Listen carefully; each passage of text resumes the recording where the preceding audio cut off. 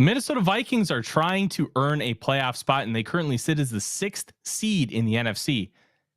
Can they get a win over the Las Vegas Raiders to improve their standing? Can they win the NFC North? If they're going to do any of those things, it starts on Sunday afternoon in Las Vegas, where they need to beat the Raiders. And we're going to talk about how they can do that here on the Real Forno Show. Welcome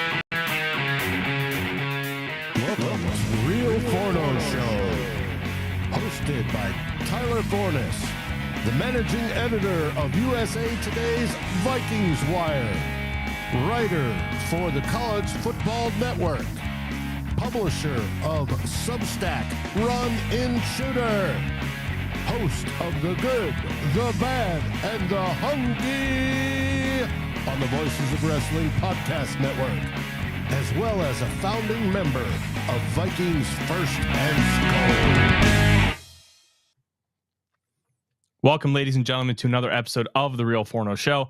I'm your host, Tyler Forness, and with me, as always, in the top right corner, he's producer Dave, and it's almost like he's in The Shining today because all you can see is a silhouette of his face. How are you, sir? I'm doing good.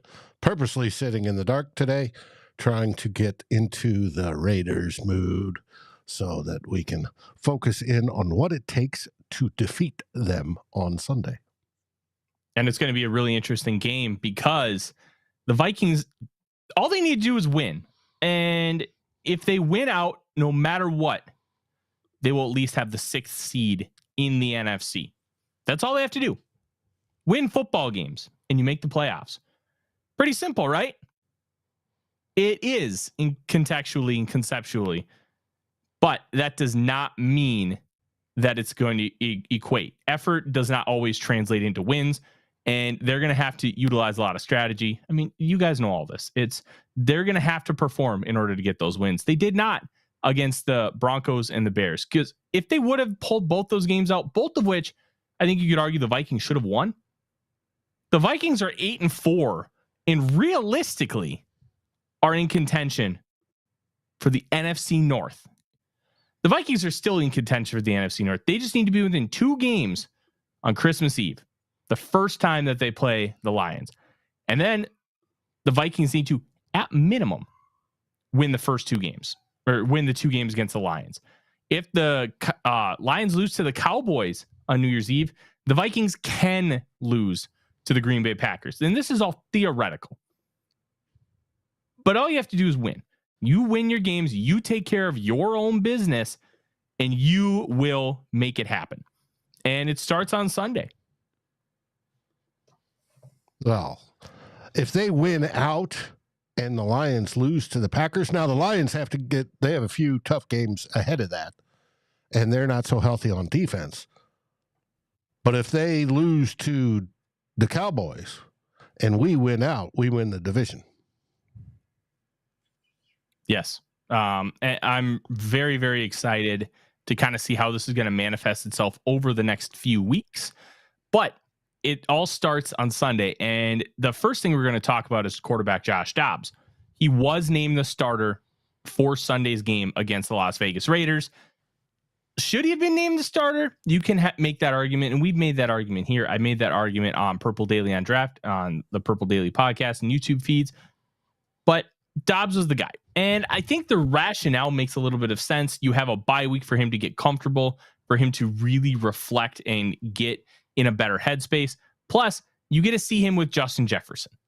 I do think that if he struggles again, he's done. I don't think this is, hey, we're going to make you the starter for the rest of the year no matter what.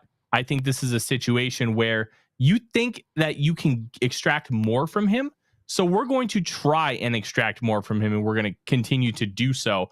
And one of the easiest ways you can do it is by implementing a game plan with your best player, and that is Justin Jefferson, who is returning after not having played football for the Minnesota Vikings for 8 calendar weeks, missing 7 games after injuring his hamstring on October 8th against the Kansas City Chiefs. It's been a long time since we have gotten to see that special player, but the Raiders will have to deal with him. And honestly, I think this is going to make things a lot easier. And we'll use this kind of as our first point. The presence of Justin Jefferson should help both TJ Hawkinson and Jordan Addison, as well as your secondary players like KJ Osborne, Brandon Powell. Why? They're not going to feel as much pressure. They're going to see easier coverage. They're going to see different coverage. It's a lot easier when you have a guy like Justin Jefferson on the outside because he's going to draw a lot of attention. It's like you walk down the senior hallway in high school. Who are all the boys going to be talking to? The popular girl. So you're going to know, hey, you want to get down the hallway? You just avoid the popular girl. And that's kind of going to be something that the Vikings are going to try and attempt to do, where they're going to see all the attention going on Justin Jefferson, who metaphorically is the popular girl in this situation. And they're going to throw to their other receivers who are not going to be getting near as much. And I think that aspect is going to be very interesting. But I also think Jefferson's going to get his because he is one of the best wide receivers in football. And this cornerback room for the Las Vegas Raiders, like, it's fine, but it's not anything special. Jack Jones was just picked up off of waivers from the New England Patriots. The Vikings put in a claim for Jack Jones. And you also have former Viking draft pick Marcus Epps, who's a starting free safety for him, with Trevon Merrick on the other side. But Meek Robinson plays in the slot, and Nate Hobbs is your nickel back. Look, it's not a great room. It just isn't. And this room can be exploited. But I will say, Antonio Pierce and this team have been playing extremely hard since Pierce took over. They are 2-2, but they had a 14-0 lead on the Kansas City Chiefs, a game they lost. And they held the Miami Dolphins to 20 points in a game they lost 20-13. This is a difficult football team to play. And the Black Hole is not quite what it used to be in Los Angeles or Oakland. But I will also say Raider fans are different. And I don't mean that in an insulting way. They are different. People talk about bleeding purple and gold. No, they really bleed silver and black. And it is an us against the world mentality. It has been ever since the late 60s, early 70s, when you had Al Davis versus Pete Rozelle and those wars. If you haven't watched the Al Davis documentary, I highly recommend it, because the Raiders always thought they were getting screwed by the NFL. And there might be some merit to it. I'll let you kind of form your own opinion. But it's a great, great watch. And Dave, I don't know if you saw this.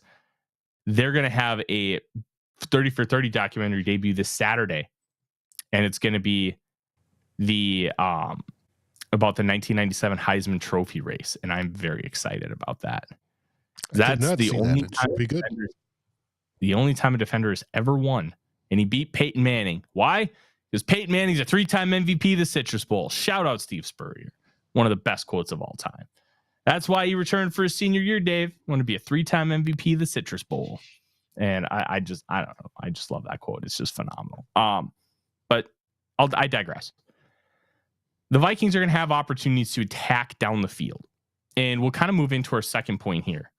It's about Maxx Crosby. Maxx Crosby is one of the best pass rushers in all of football, but he doesn't get the recognition that you think an elite pass rusher would get. And there's reason for it. Is it good reason? I don't think so, because tape is tape. But he's a 4th round pick out of Eastern Michigan. He plays for the Raiders, and the Raiders are somewhat of a forgotten team because they haven't really been good. And one of the easiest ways to get individual recognition is by being on a good football team. That's why, like, the Packers kept getting recognition for a lot of their players when they were winning 10, 11, 12, 13 games a year, because they're good. Good means national television. Good means exposure. And that's how you get noticed. Now, Maxx Crosby, with a bunch of people who watch a lot of film, yeah, he's good. And we know it. And we talk about it a lot. But, oh, that's very nice, Alvin. Thank you. My worthless opinion, I will say, before we kind of continue on with Maxx Crosby, it's not that every fan base isn't us against the world. It's just on a different level with the Raiders. It is. And that's why I recommend go watch that 30 for 30 on Al Davis. It's going to shed a light for you that's just different. Just go check it out. So Maxx Crosby, 5th in pressures this year. I believe the number is 64. And he's just awesome. I don't believe he's missed a play yet this season, which, as an edge rusher, is bonkers. Even the best defensive linemen miss plays because it is a brutal position. You are being driven around by offensive linemen. You are using explosive elements to your game consistently. It takes a physical toll. And to be able to play every single snap and continue to be a dominant force and effective is truly impressive. And he deserves all kinds of praise for it, Dave. However, I think that there's also opportunity, being that it's now week 14, to have guys like Christian Darrisaw and Brian O'Neill be able to hold him up. They both flash elite football play. They do. One thing that they aren't is the most consistent in the world. Now, they're consistent, but then you have just duds. 2 weeks ago, Brian O'Neill laid a dud. No, it was last week. No, what calendar-wise, it was 2 weeks ago. Montez Sweat kind of ate his lunch a couple times, and that impacted the game a lot because one of them was a 2nd and 10 and became a 3rd and 19. Like, O'Neill has been a model of consistency throughout his tenure with the Minnesota Vikings, but he has shown the ability to have a clunker. Same with Christian Darrisaw. They're not perfect, but now that they're facing one of the best edge rushers in the league, how are they going to respond? How are they going to make an impact? I think that's going to be a real intrigue here, Dave. And I know you love the big round bellies. As you can tell, but neither one of these guys really have a round belly, which is kind of weird. They've got that. It's out there. It isn't svelte. You're not looking at Danielle Hunter type body. No. Only Aaron Donald can weigh 300 pounds and have a Danielle Hunter type body. It's not healthy. But which side does Crosby line up on? He's a left defensive end, which means he lines up against O'Neill. Yeah. I also think that he'll move around enough.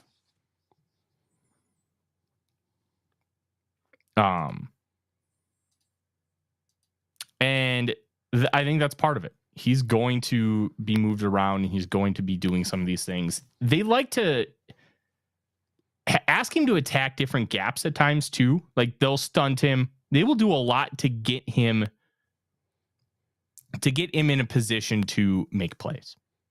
And they will ISO him. They will send blitzes on his side so he can get that one-on-one. It's not going to be as simple as, hey, O'Neill is going to be the only guy having to lock him down. Ed Ingram's going to have to step up. You're going to have to find ways to do this. And I think the Vikings can. Will they? Completely different question. I genuinely don't know where the Vikings will be when it comes to stopping Maxx Crosby. I think they may have TJ Hawkinson try to chip. I think they may have Alexander Madison, Ty Chandler do the same. It's not going to be as simple as these guys are on an island, but they're going to be on an island a decent amount. They're going to have to make stops. And they're both very capable. Brian O'Neill, I believe, has made a Pro Bowl. Christian Darrisaw is one of the best emerging and rising stars at left tackle in the National Football League. He doesn't get a lot of praise for it nationally, and I think some of that has to do with some underlying factors. Like, he doesn't have like a popular coach, an offensive line coach, like for the offseason. And that's a big deal because so many guys go to that guy. But when you look at Darrisaw's game, he plays like Trent Williams. Not quite as consistent yet, but he's also only 23 years old. He's going to get there. And when he does get there. What was it? PFF I was listening to this week. They expect both O'Neill and Darrisaw to be Pro Bowl, first round Pro Bowl selections this year for the NFC. Ooh, I would disagree. Especially when you take a look at the Pro Bowl voting, because it's different. It's not like you get 3 right tackles. You get 3 tackles. And I'll actually pull it up because we got sent this earlier today in our office Slack for USA Today. Tackle. Where is offensive tackle? because of how the rest of the league feels about those two, that they're going to be that third of the vote, the players. They'll be the ones that push both those guys up to the top. Okay. Because neither one of them is top 10 in fan voting right now. And when you look at the top 10 in fan voting, only 3 of them are in the AFC. So at best, Hunter and O'Neal are 8th in fan voting. That's kind of why I'm not really sure. Like, I like the idea. I think that there is a lot of respect for him, but offensive tackle is such a position where you get in off of reputation. And I just don't see a scenario where both of them make it. I think it's, if you were doing 3 left tackles, 3 right tackles, I don't see a world where both of them don't make it. But that's the Pro Bowl. They only take 3 guys at the position. And even so, now they don't even actually play. Right. The only thing that Pro Bowl does now is it's a bonus and a contract, and then how they do the 5th-year options, which is very, very dumb, but antiquated, I guess. I mean, it is what it is. It is what it is, and it does go towards their contracts. And that's a good question. What do the linemen do during the Pro Bowl week? You have your flag football, and that's 7-on-7 or whatever it is. And then you have other contests during the week. But the question is, what do the linemen do? Would be interesting. That's a great question. I know they do. I know we watched some of it last year because we were at dinner while it was going on. And this was down in Mobile at the Senior Bowl, which I'm hoping to go to again, but money's a little tight. So we'll see if that ends up happening. Big thing there, they do like all those mini games, the obstacle courses, like all that stuff. They're involved in that. But like dodgeball, I think linemen get involved with that too. Look, the Pro Bowl, it's meant to be fun. And it's meant to be for kids. It kind of blows. It sucks. It's the worst all-star game among all the major sports. Heck, I wish golf would have an all-star game. Like, you can call, like... They sort of do. They the PGA Championship. That's not an all-star game. It requires winning to get in. But an all-star game is like, that's just a major. It's not. Like, it's not at the end of the season who are the best over the season. I mean, it sort of is, but it's like it's just another major that they kind of classify as it. It's not an all-star game. Nobody views the PGA Championship as an all-star game. It's a major tournament. They view it as a major. It's one of the 4 majors. Yeah, that's not an all-star game. You know what they should do? They should do, like, you know how they have it's a drive, chip, putt, where it's like the golf version of pump, pass, kick. Right, a skills competition. They should do that kind of stuff. They should do, like, try to hit targets. They should do, like, stuff at Top Golf. That should be your all-star game. Get these guys in positions where, hey, we're going to put you 220 yards out. You have a 3-iron. Get it close to the pin.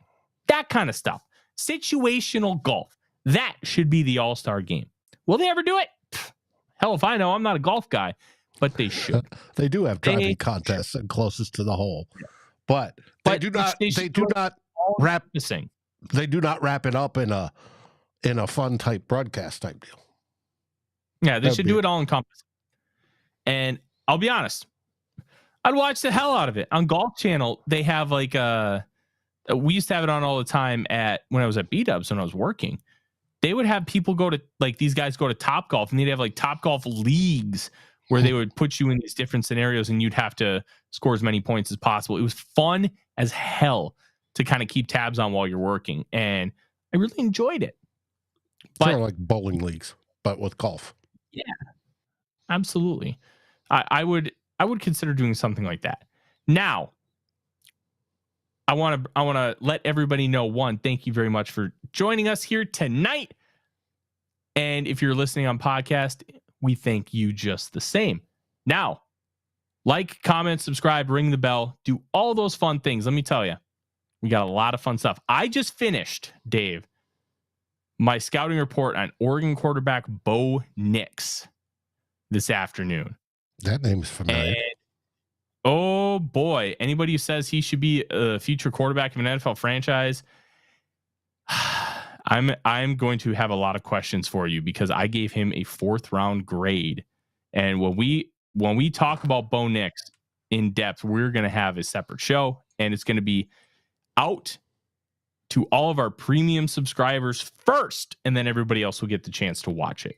So if you want to join and get the perks, including Ask Davey Chains, Ask Patrick Harms, they have joined the show and they have had conversations with us live. You're able to do that when you join those tiers, and it's an easy way to financially help the show.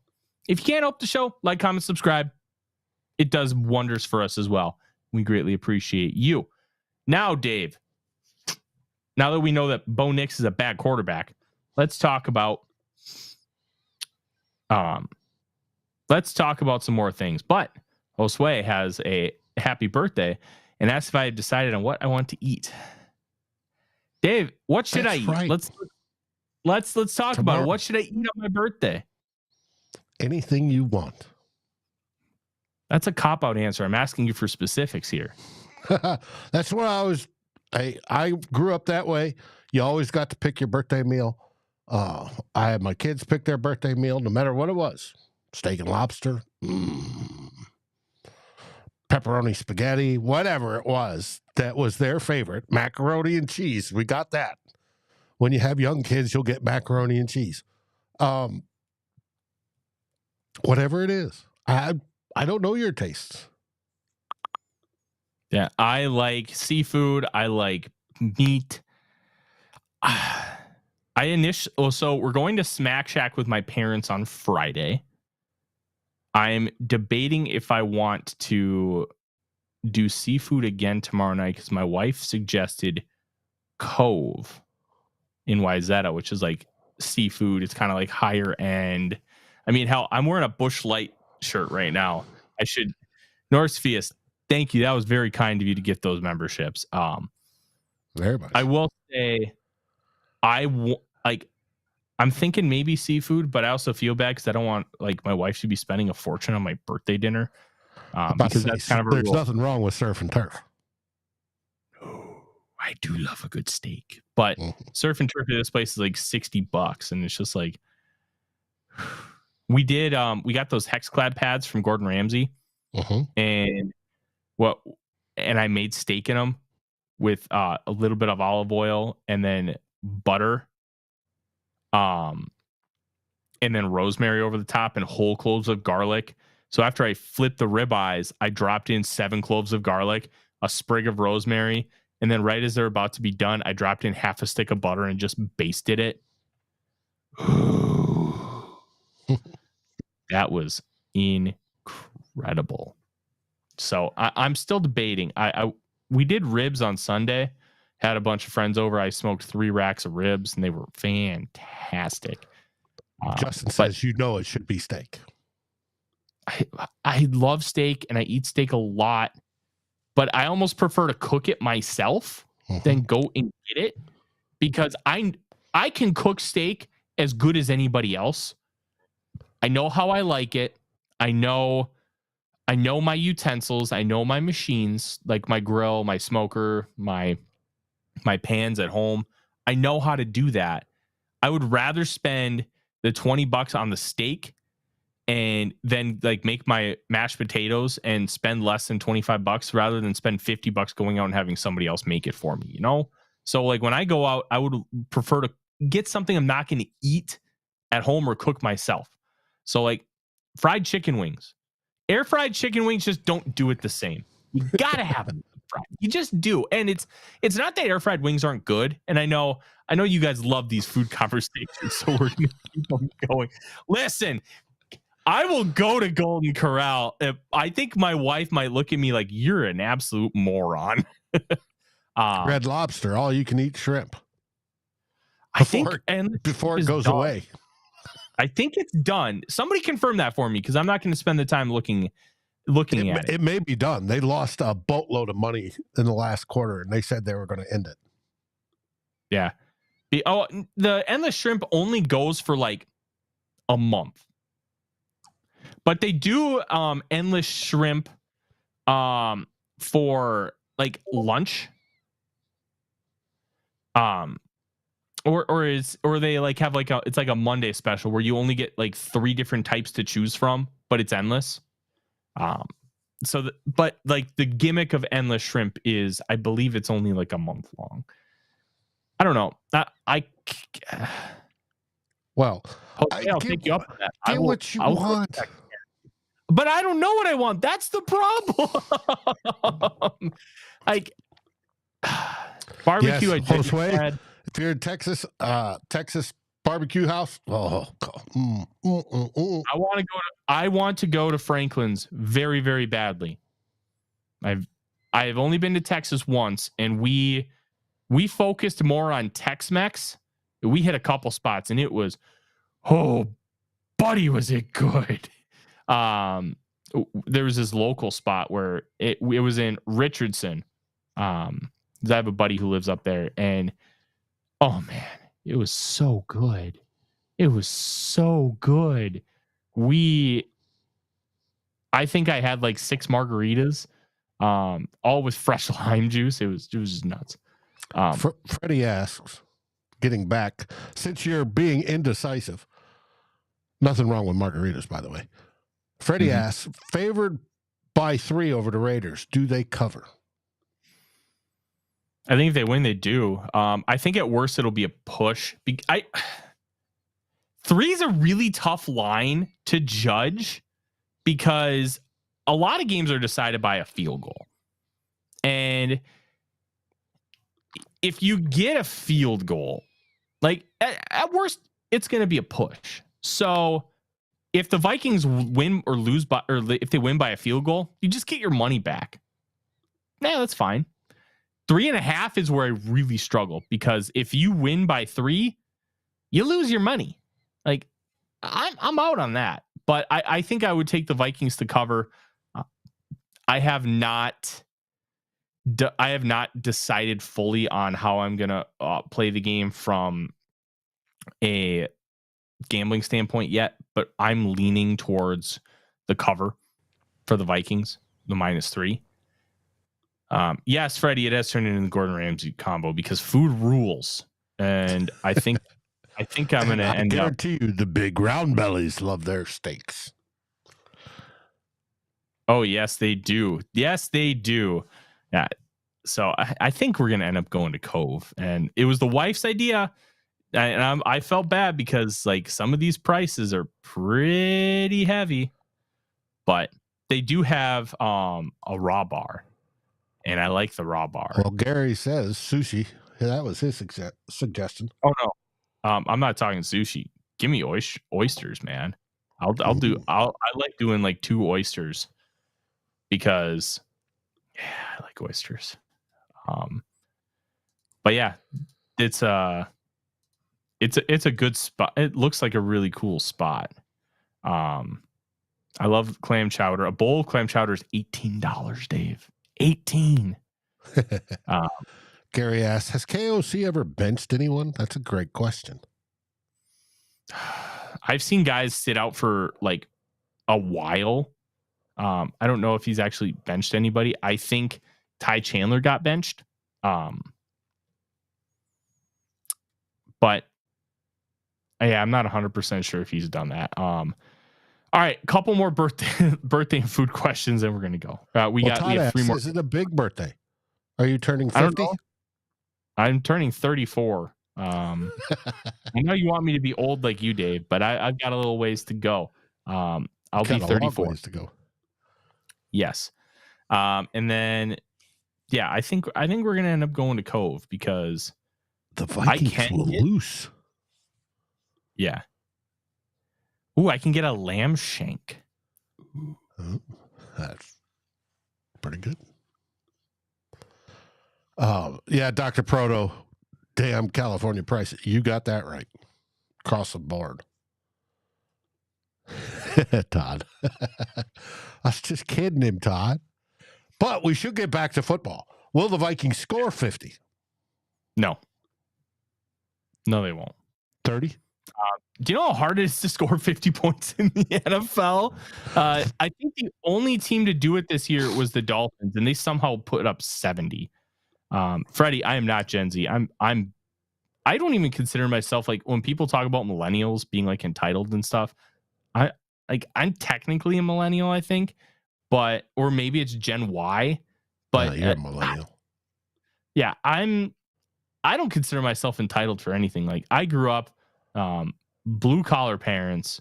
Like, you earned your stuff, and I truly believe that, and that's why I work like 85 90 hours a week doing this, because you got to earn it, and you got to not just earn it, but you got to earn it every day.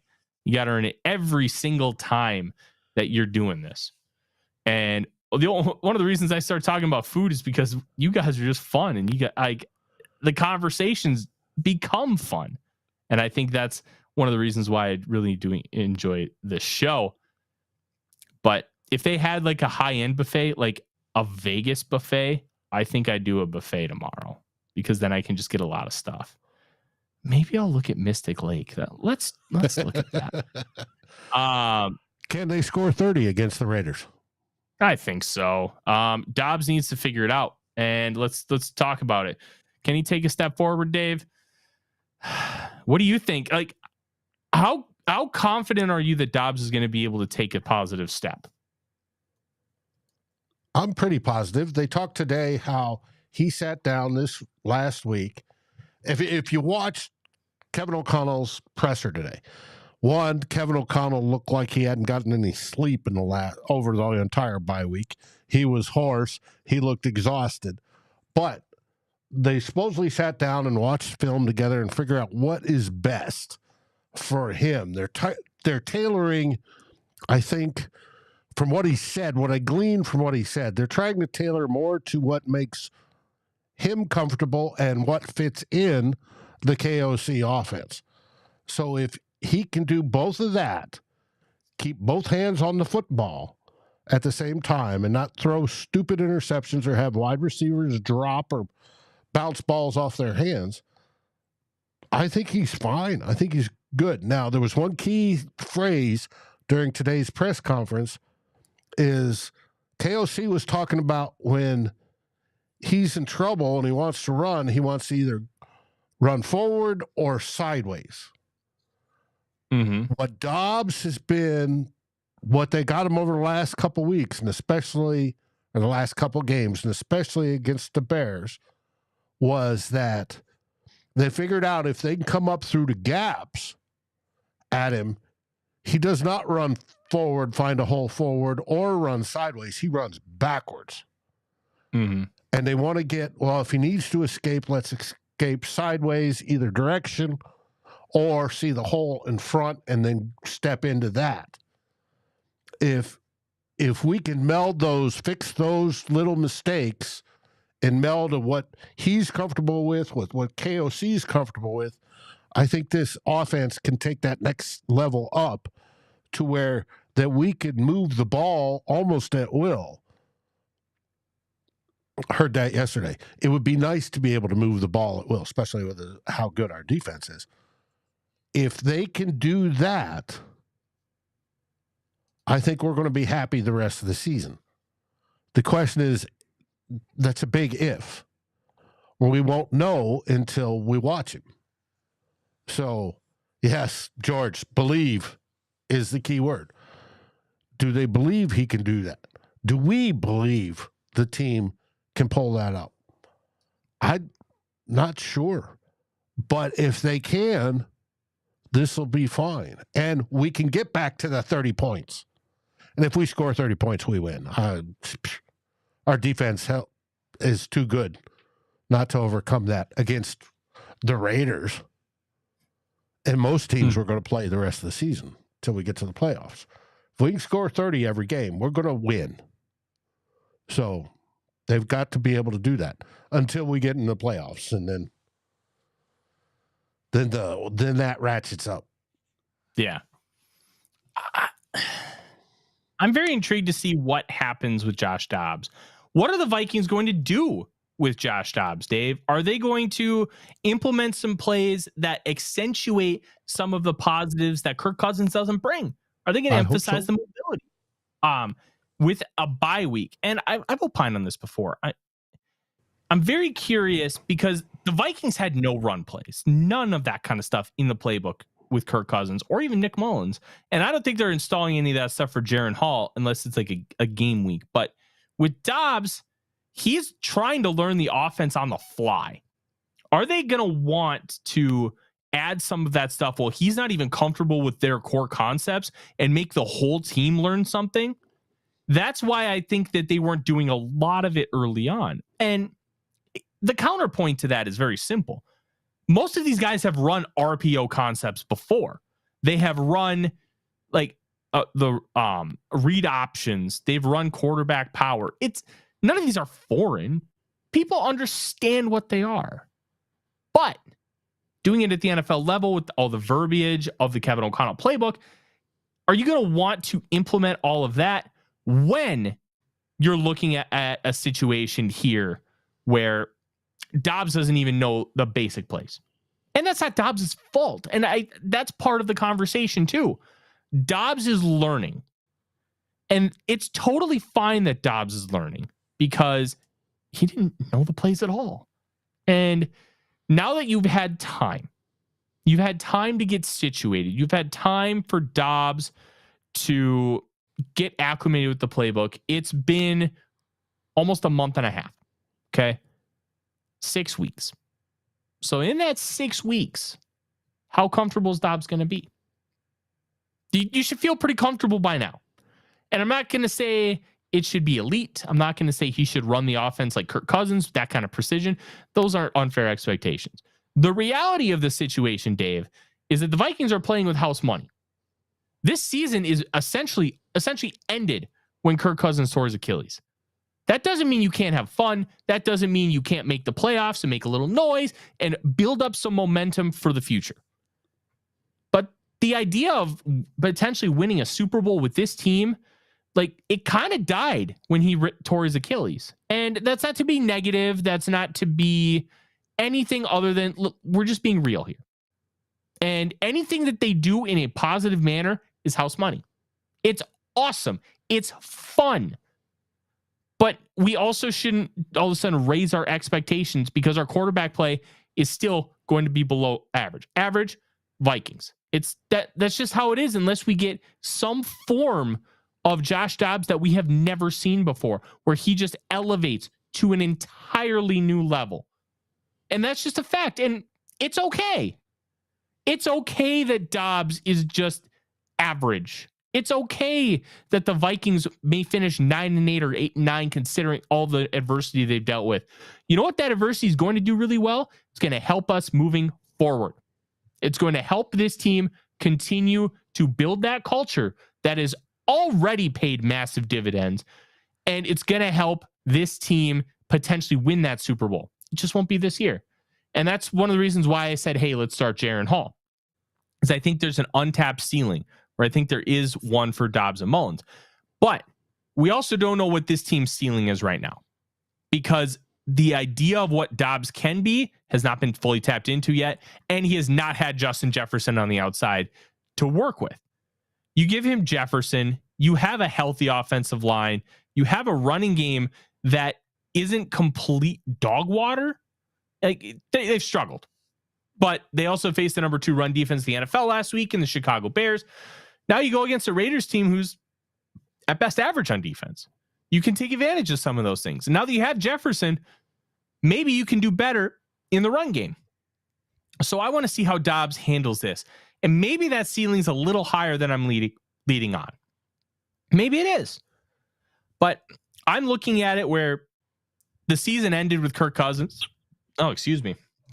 We need to take a drink out of the turf mug from Fargo, North Dakota. While you do that, I'm looking up.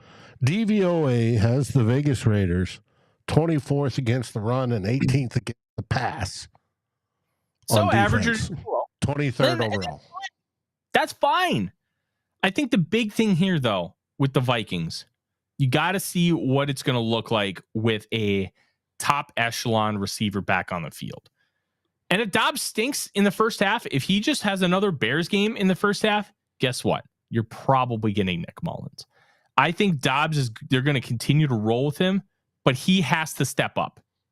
It's like when you're at a job and you've been given like an opportunity to like try for a promotion and you just drop the ball initially. Well, there's going to be some expectations that you struggle initially in a new position. Okay.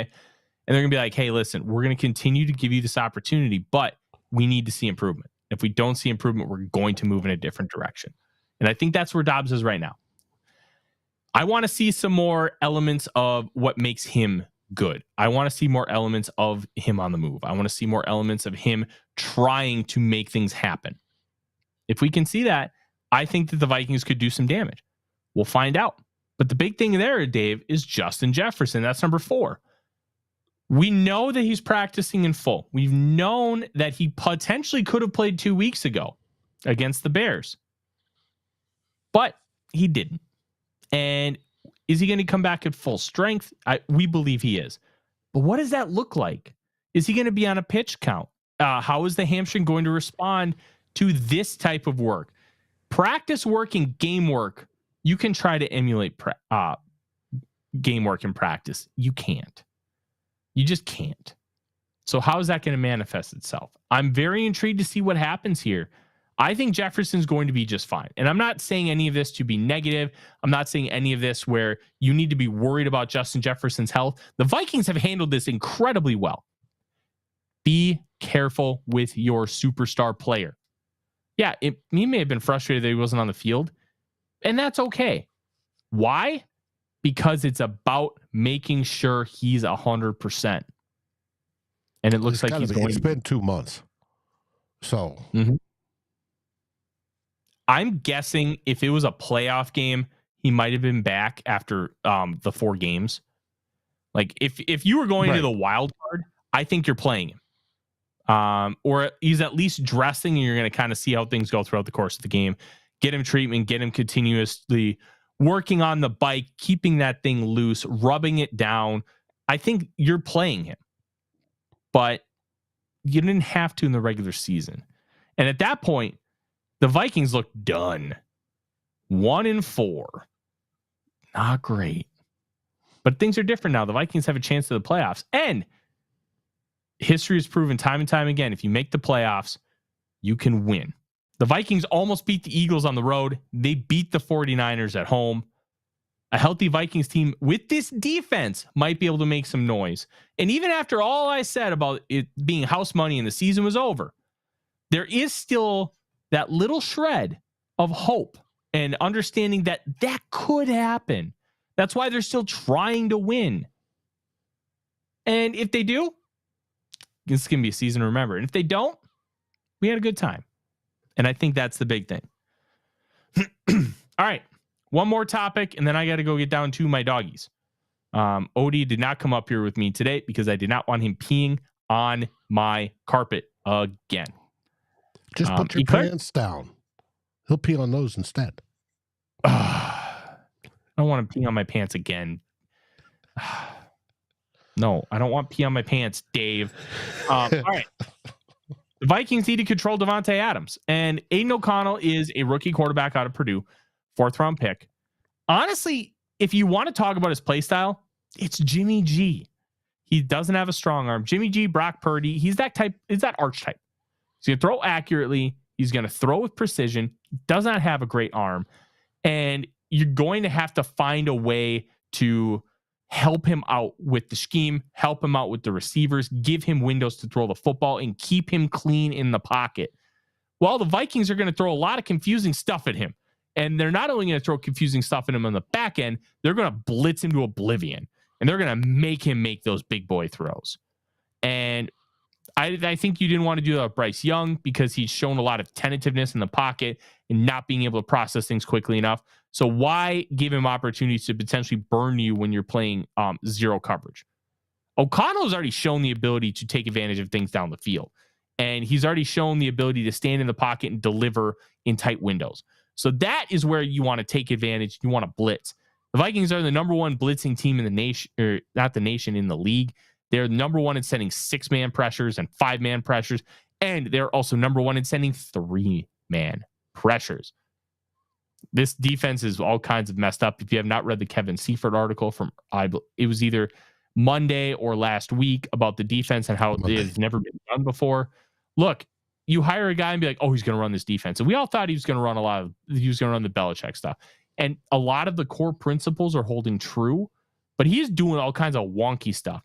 He's doing stuff Pat Narduzzi was running in the college level at Pitt that was helping them be really successful.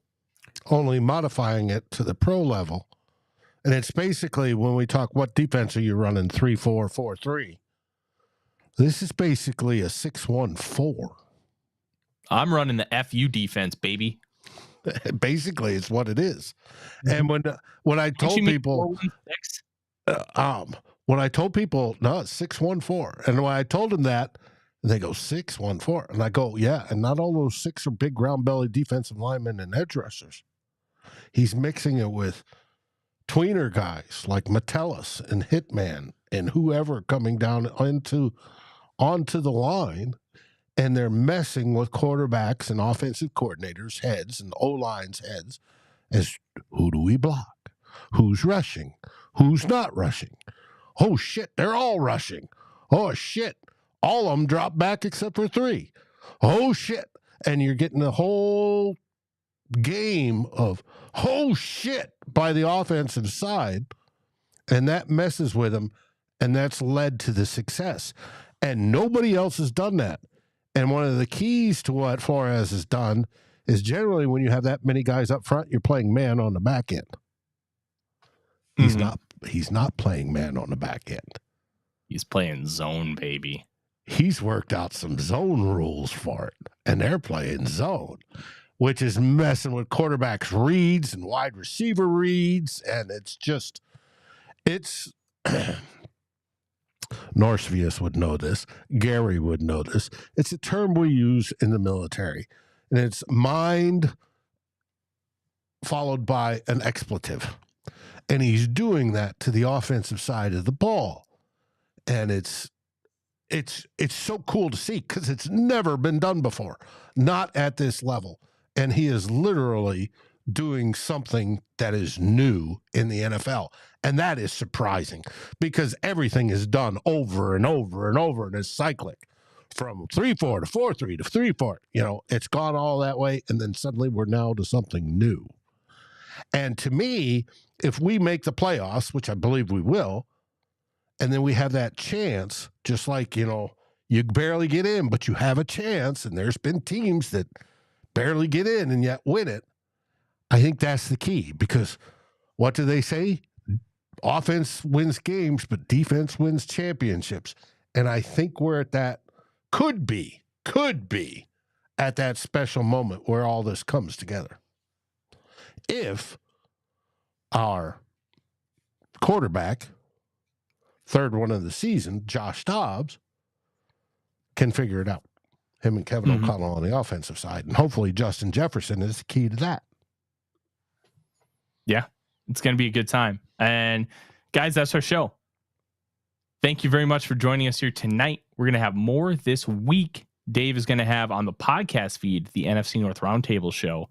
And we're also going to have more from Justin Day of Purple and Gold for Days, as well as Saturday afternoon at 4 p.m. Central Time during the Army-Navy game. I'm a little surprised that Dave is going to be recording during the Army-Navy game. I know you're an Air Force guy, but I do know that Navy and Air Force, Army. Navy and Air Force are tighter than Army and Air Force. So, look, at the end of the day, Air Force is taking home that Commander-in-Chief trophy. I think they beat both Army and Army beat Air Force. Yeah, the Air Force hadn't been good in the last couple of years. Air Force went 8-4, Dave. That's a good Air Force team. I watch Air Force football. Thank you. I don't. Air Force is fun. I care more about their hockey, believe it or not. They still run the triple, and it's good. But we'll have Two Old Bloggers Saturday afternoon 4, and then we'll be here for 2-minute warning in the post-game show on Sunday before Monday and Wednesday next week, the Real Forno Show. And after the holiday season, we're going to ramp up a lot of that draft coverage. We're going to talk about prospects. We're going to have short shows, like 10, 15-minute shows, talking with somebody about a single prospect. We're going to have a lot of fun stuff. Those are going to be fun. And then potentially, I think we're going to do it. We're going to do a live NFL draft show. I think. Yeah, I'm up for it. Hey, I am hoping one other show this week. I'm hoping for. I'm trying to get the Raiders insider. He's a beat writer for the Raiders to do a crossover show. That's in the works. I'm not guaranteeing it, but that's in the works. If we can get it, you'll have that probably Friday if we do. Bango. Thank you for joining. Bo Nix should not be the Minnesota Vikings quarterback. You share that on social media. I already tweeted it. I'm Tyler. He's Dave. And the one thing we always say, SKOL Vikings, baby. And for this weekend, go Army, beat Navy.